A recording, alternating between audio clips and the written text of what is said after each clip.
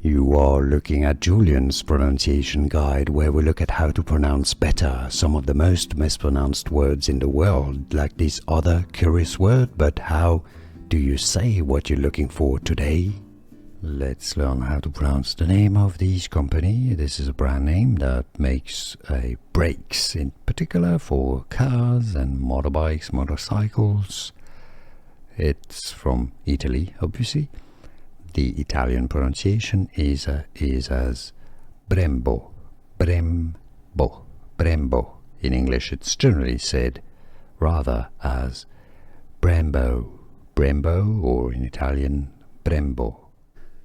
Here are more videos on how to pronounce more confusing words and names too many mispronounced. Like this video if you found it useful. I appreciate your support. I'll see you soon and thanks for watching.